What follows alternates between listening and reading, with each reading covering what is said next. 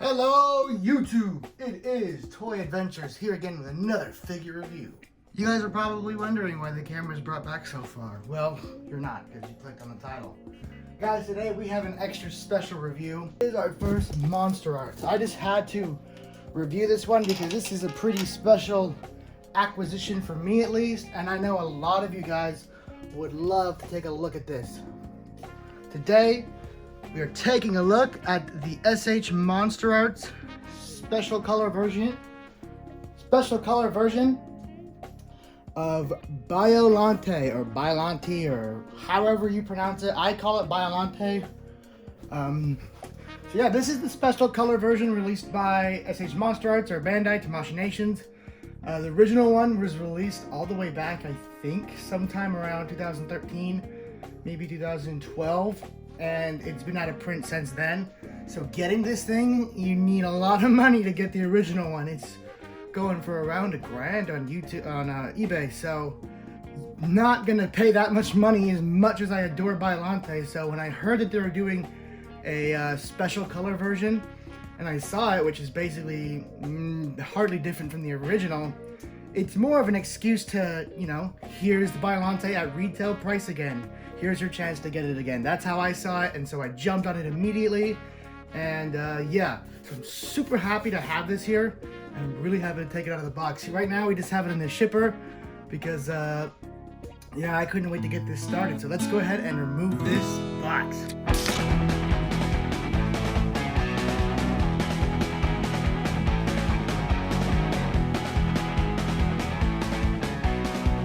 So here we have it, the SH Monsterarts Biollante, whatever you want to call it, special color version. This is the actual box for the figure.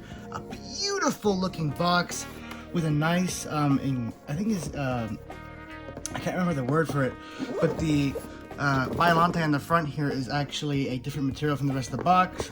I think it's embossed. I believe that is the term. Very nice effect on the box. The Biollante is very reflective, so if I'm kind of stumbling, I'm really excited here. This is my first Biollante figure since, well, ever. I remember wanting a Biollante figure pretty much since I got into Godzilla back in 2008 and have never been able to get a Biollante figure since. So I'm extremely happy to have this. Taking a look here at the back. Here is some awesome promotional photos of the actual piece. Oop. So, taking a look over here, let's try and get a little bit less glare. There we go. Here it just shows off the nice glowing effect on the belly. That's where all of Biollante's acid is, I believe. I've only watched the movie once, actually. But where I really fell in love with this monster is in the Wii game, Godzilla Unleashed. That's where I really got a lot of exposure to Biollante. It's actually the only Godzilla fighting game in that style that actually had her. So I guess I got lucky. It was meant to be. I fell in love with her, and yeah, she's been pretty much either my favorite or second favorite monster. Gigan's really cool. I can't lie. Gigan fights Biollante for my favorite Godzilla monster other than Godzilla. So, and I have him in Monsterarts, so having her now just feels nice. Complete, and I can't wait to have this on my shelf. But first, we gotta take a look at it. I'm definitely keeping this box. For sure keeping, because I adore this box.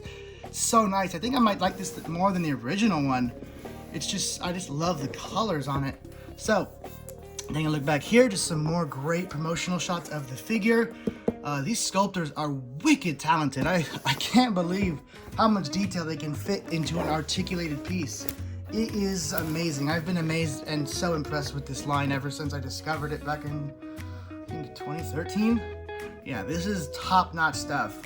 I mean, I get the X Plus collectors. I totally understand them, but I'm Monsterarts all the way. I have no interest in X Plus. I am strictly Monsterarts. I like my articulation. I like being able to do my own poses. So, with all that said and put aside, this review is going to be long. I can already tell. Let's get to Biollante. I'm calling her Biollante. This is the end of it, okay? I call her Biollante. That's how it was pronounced in the game. That's how I say it. If you say it Biollante, Biollante. You already know who it is. It's your boy. Whatever crazy pronunciation you have, cool. But I'm saying Biollante. So, let's get started.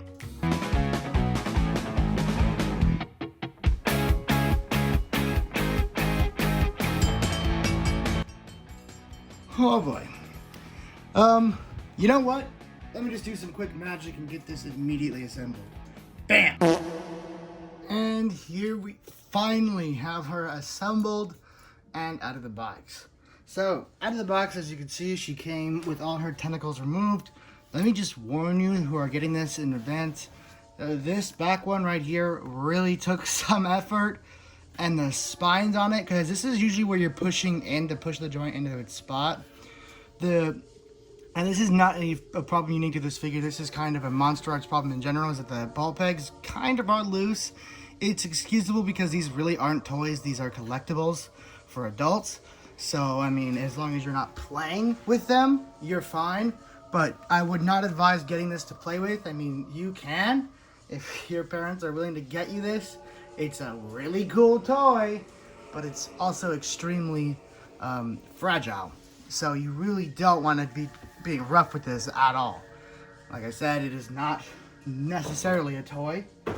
It can be used as one, just as really anything can, but I would really highly recommend, if you want this to last, be very gentle with Biollante. I know that's a lot to ask from kids, but you gotta. So, I'm going to go ahead and assume a lot of you guys here haven't ever even heard of Monsterarts. Now, for someone like me, this is just another one of their incredibly great releases. But for someone else who may not understand, Monsterarts is basically not necessarily a Godzilla figure series. They do other monsters. But their most famous is easily their Godzilla series. What they'll do is they'll take a monster and make an incredibly detailed sculpt of it, and then include an amazing, just a mind-blowing amount of articulation into it. Basically making what is also a incredibly nice-looking display model, as well as a posable figure. So I've been a huge fan. I mean, I love posability and I love detail on my figures. So this series is pretty much perfect for me. It's Godzilla monsters, you know, pretty much the ultimate figure of that Godzilla monster you could get. So I'm really happy I have old crocodile mouth Biollante right here. So, getting on to her detail first, second to none. I don't really think I need to say much. Just go around and show you all these incredibly intricately sculpted ridges on her back, all the different shades of paint. I mean, needless to say that you won't be finding this on a Mattel shelf, and you certainly won't be finding this on a NECA shelf. This is some true craftsmanship right here. These sculptors are incredibly talented, and it just blows my mind with each figure I get. It's like, how do they do this? How are you so good with a sculpting tool? Now, I know a lot of this stuff is also done on the computer, but even so, I mean, to have this as a mass-produced product, I mean, it's just one of the reasons I've always been a huge fan. People have their gripes with this line, and I do too. They're not absolutely perfect, but they are damn good. So, paint detailing, Biollante is of course green, but she also has a ton, like back here it's a much more lighter green, going down into darker little spots all around the back of the figure. Coming around here to her side, she has black spots with spikes on her. These are actually pretty sharp, so be kind of careful when you're grabbing her. Coming all the way down to the browner wash coming in through the front. Again, if you guys didn't know, Biollante is supposed to be a flower, or a mutation of a flower with a girl's soul in it. The movie's kind of trippy, but I mean, I'm there for the monsters. Coming around here to the front, you have her acid tummy, her little tummy ache. It is a translucent orange plastic, and I do believe it lights up. I will get to that light feature in a moment. I don't even have it powered up right now, but I will show you guys that. And the plastic in front of it is very nicely woven around and makes it very convincing, looking like she has some kind of acidic belly area going on right there. And then of course with this figure, unlike others, it's not relying on legs, it's pretty much a base. I mean, you can take a look down there, it's just flat, that's where the battery compartment is. So it's a little not traditional of a figure, but you know, that's just how Biollante is. I'm pretty sure she grew out of the ground, but one scene she just started taking off, and I'm like, so that's where I thought, you know, because you can run with Biollante and Unleashed, and I thought, you know what, that's liberties taken by the game developers. You gotta be mobile with the character. So of course she's gonna have a run animation and it's gonna look a little goofy. Nope, that's in the movie. She runs like that. I've blown away. Absolutely blown away. I was having a great time watching that movie. So yeah, I keep getting distracted. The paint work going down here on the tendrils is just amazing. You have this, the same colors on the body where it's like this green, this really dark green, and then black and brown washes just completely mixed in to create this really natural flora type of vibe to it. It's very natural looking and tree-esque. This is something you could totally see in just the bush and be like, yep, that's creepy, but it looks like it fits. Everyone calls her the little shops of horrors, little Venus flytrap mouths. So I was mentioning earlier that when we get onto the articulation, not quite yet, but I'm just gonna say, as you can see, you see how each and every one of these is segmented? That each and every one of these is ended and begins with a ball peg. So a ball peg here, ball peg here, ball peg here, ball peg here, ball peg here, ball peg here, ball peg here, you know what I mean? So that's why going over each individual articulation spot would just be a waste of time. So, going a little bit more into the detail because there's so much. Opening her mouth, you can see that Biollante has one nasty mouth. Look at that. You have teeth upon teeth upon teeth upon teeth. Even up here on the top, it just does not end. There'll be a nasty bite from this monster. And this is another cool little bit right here, but I'll get into that when I get into the articulation. It's just another one of Monsterarts' ingenious ways of making the figure always look good, even while posed. The teeth are nicely painted. They're all given this nice white color, and there's no real bleed through onto the actual sculpt. These teeth are cleanly done. Looking around, I mean, that's my, of course, you could always say that that's just my specimen, or maybe I have a really good specimen, but no, this is just kind of how Monsterarts is. Taking a look up here at the eyes, they are just kind of like yellow slits. That's pretty much all they are.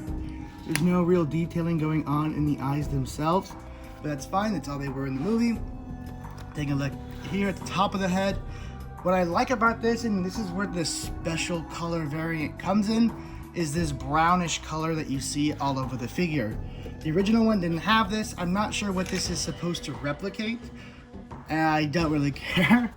I didn't even notice it when I saw it. I'm just like, ooh, Biollante re-release, let's go. So that's kind of where the special color variant comes in. If you guys can let me know down in the comments. Like I said, I love the monster, but I've only seen the movie once because it's kind of a hard movie. It's one of the harder Godzilla movies to obtain and watch, especially now.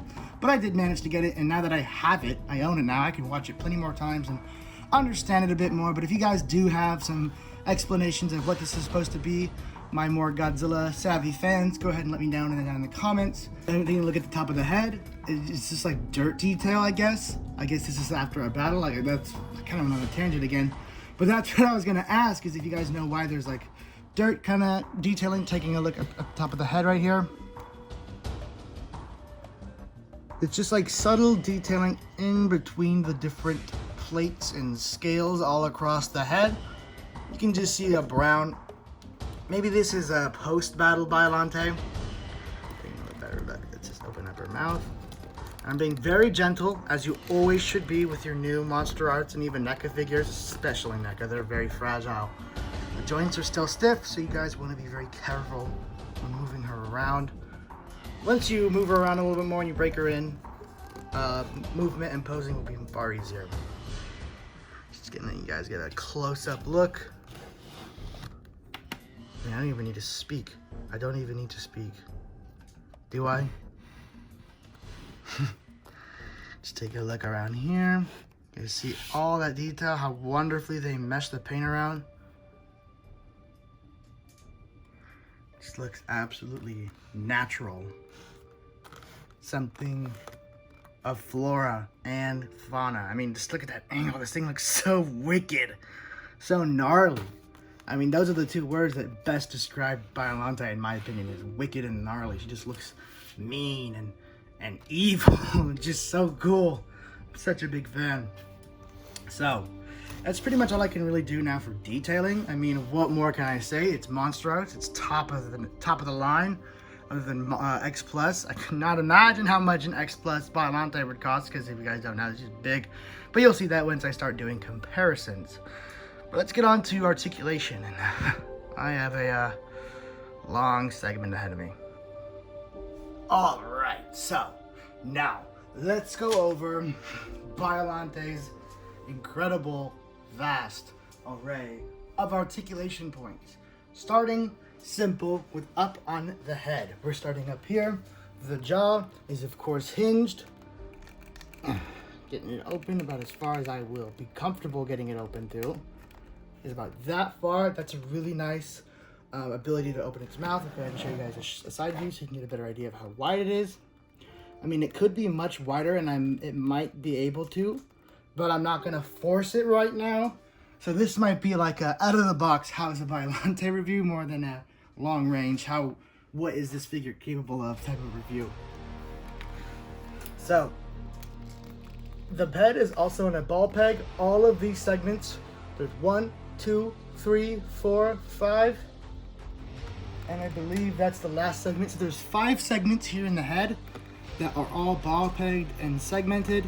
They don't offer a ton amount of articulation each, but like I said with the Ceratopsians review from Beasts of the Mesozoic, when they all combine, they really do help make the movements more significant. And as I was bringing this up from earlier, what this is, it's like a little, I guess, flap that you can flip up. And it holds the neck joint up because it is kind of heavy and it does tend to sack down. But this holds it up and covers the gap in the articulation so it doesn't look weird. It's something that you'll find on a lot of Monsterarts figures, even the Godzilla ones. So the articulation always looks seamless. It's just another one of their ingenious methods of keeping the figure looking great while posed. So that's it for the head. Going down to the tentacles, there is a segment right here that allows you to move the individual root of the vine backward and forward. I believe that is on the back one as well. Yep. So it can move back about that much, and then you can move it forward about that much. I'm gonna get the best method of showing you guys this because it is kind of tough. Grab it in a kind of an awkward angle. So, as you can see, you do get that forward and back movement. And that goes for each and every one of the stumps. And then going down back to the tendril itself, or the tentacle, whatever you want to call it. There is one segment right here. No, that's the original one. Then you have the attachment point. I'm not really going to move that spot because the pegs like to come loose, and I really don't want to have to deal with that. But aside from that, we're still gonna count it as an articulation spot because say yours are sturdier, you can still use it as an articulation spot.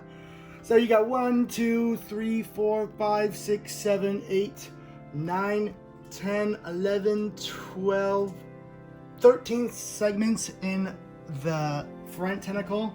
And I believe the 2 front tentacles have the same, but we will count just to make sure. And then of course the little flight trap mouth right here has its own its own hinged jaw. All of them do. So if you want those hissing or roaring, or maybe you just want its mouth shut, it's all there. And you get a ton of movement with these. I mean, you can it's almost like a bendy wire in how much movement you are granted with these tendrils. Really, any pose you could possibly want is there if you have the patience and the time to really get it look perfect. But yeah, I mean, you get so much movement, you might as well just consider this a bendy wire. A bendy wire that won't rot and degrade over time, but might get a little loose. So I wouldn't suggest, you know, as I said, playing with it. But I know kids like me that find these crazy toys when they're kids, you can't hold them back. So all I can say is, if you're gonna play with it, be gentle. Be very gentle. Make it last, because these are, other than being cool toys, these are super valuable, and they will be super valuable in the future. So you might want to hold on to them a little longer.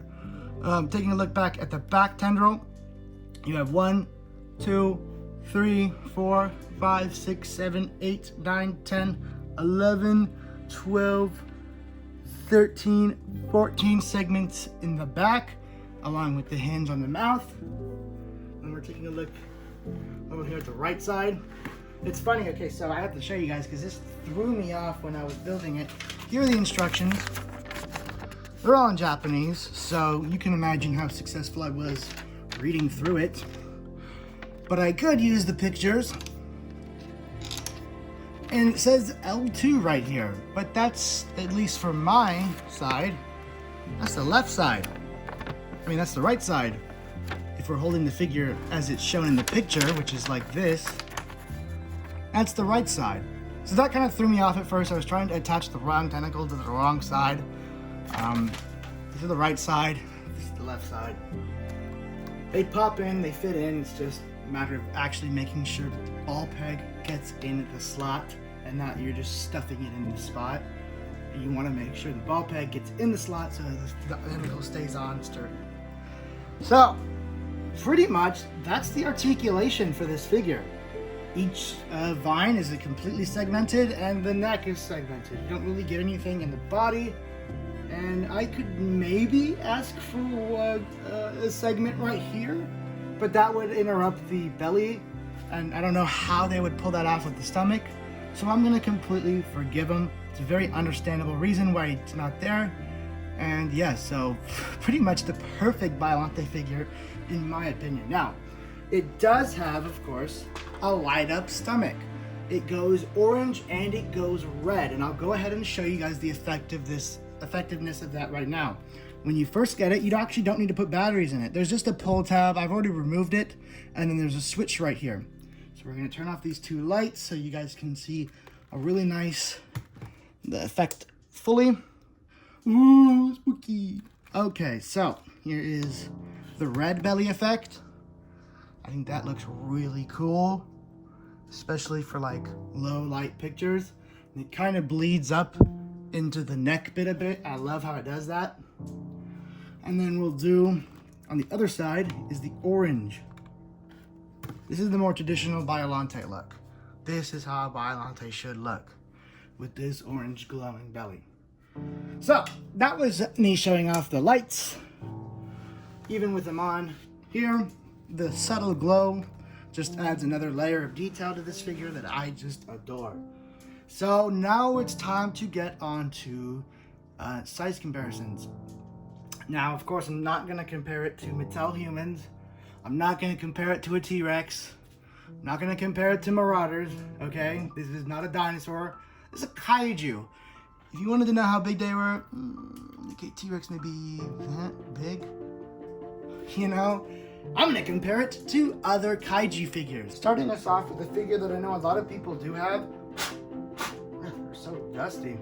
Haven't cleaned my shelf in a while. This is one of the Heisei vinyl figures from Bandai. I can't remember which one it is specifically. I mean, this one, when I was into Godzilla, this one was like dime a dozen. Like, this was super common. Everyone had it. Apparently now it's kind of valuable. And I didn't know about that.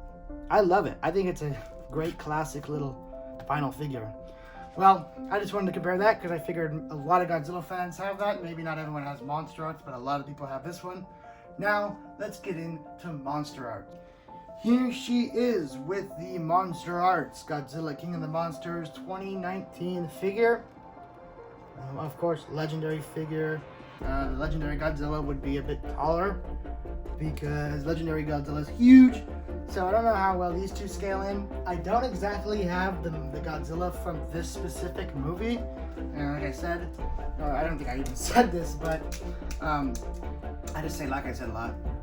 The Godzilla suits, even though they look similar, a lot of them have subtle differences especially in the Heisei series, or Heisei, however you say it. Each suit, even though they look very similar, is subtly different. So the only figure I really have to compare it to that would fit is the Rebirth Godzilla, the 1995. This is the one from the end of Godzilla vs. Destroyer. So technically it's Godzilla Jr. grown up. But I really love it, and I think of it as kind of just a really nice definitive Heisei Godzilla, or Heisei, I really don't know how to say it. So these two go great together. They look so classic together. I mean, come on. Look at that. That's Godzilla versus Biollante. That's how you remember it. You don't remember that there's subtle differences in the suit that didn't make it look like the original. No, this is how it looks. So this is, if I'm going to display these on a shelf, this guy will be in a movie. When I start doing these Godzilla movies, I have to get the set up and everything and figure out effects and stuff. But when it starts, it should start in maybe next month, and the month after that, you will be seeing Biollante eventually. Maybe not in the first one, maybe not in the second one, but you will see this monster. You might even see it go up against this, just for classic's sake. So, let's take a look at another one. We're taking a look at Mechagodzilla, the 70s version. Come on, classic. Who doesn't love 70s Mechagodzilla? One of my favorite Godzilla, so y'all better be nice in the comments, or I'm gonna come after you. You hear me? No mean words about Mechagodzilla 1974. I'm coming after, or 1970, I don't know what year specifically. And Godzilla 1954. Just another one to compare it to. I would show my Ghidorah, but it's technically bootleg. I know. Bootlegs aren't live. I'm not rich though, it's all I can afford. So, that's pretty much it for the size comparison. Time to give my final thoughts on this figure. This figure is, I haven't really got to experience it too much, so I can't say if it's my favorite. That's really not fair because it just got here, but it's running up there. I mean, issues like ball pegs being loose, things getting loose, and things not staying attached, that will affect how I see this figure. I mean, detail-wise and sculpt-wise and paint-wise, this thing is beautiful. Probably the best thing I have on my Godzilla shelf, easily. You know, it's up there with the Ghidorah and the Kiryu. Those are the only ones that could really challenge how detailed this thing is. You know, I might as well just show off the Kiryu. Come on, we all like Kiryu too, right? All of us, we all like Kiryu, right? Say it. Anyway, back onto my final thoughts. If you're a Godzilla fan and you have the money, remember this is at least $300. You're gonna be shoveling it out at least $300 to get this. So if you have the money and you're thinking about it, I say do it. Do it now. Do not look back, because you'll either love the figure or have an extremely valuable piece on your hand. Because I guarantee you, as soon as this leaves retailers, the price of this will skyrocket like the original. The Biollante figures are big, detailed, and extremely valuable. So don't miss out on it on a second time. If you missed out on the first one like me, do not let this chance go by. I mean, this is, I give it 10 out of 10 for now. Immediate impression, 10 out of 10. But, you know, things go wrong with these after a while. Maybe something becomes loose or whatnot. But they can always be defended by the statement it's not a toy, so it's meant to be on a shelf. I say, I recommend it, definitely. If you already have the first version, that's a different story. If you had the first version, this one's really not worth getting. It's not different enough, and it's really, in my eyes, they're doing is they're slightly altering it, making it just different enough so they can repackage it and sell it again, so they can get more buyers, because a lot of people missed out on this, the first release, and because that was more when the line was really getting started and not too many people knew about it. And now that it's more in the mainstream, I mean, people want their Biollante figures. I really hope they release more special color variants just as an excuse to re-release some of the older figures so you don't have to buy them at such crazy prices, you know? So yeah, it definitely gets my recommendation. This has been Toy Adventures. Sorry guys if the review was kind of awkward and weird. This is really it's my first superposable kaiju figure review, so I was a little overwhelmed. But I had to show you guys this one.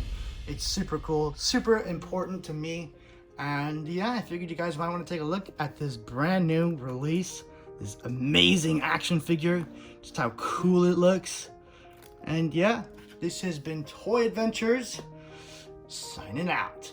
Thanks so much for watching, guys. See you around. Biollante.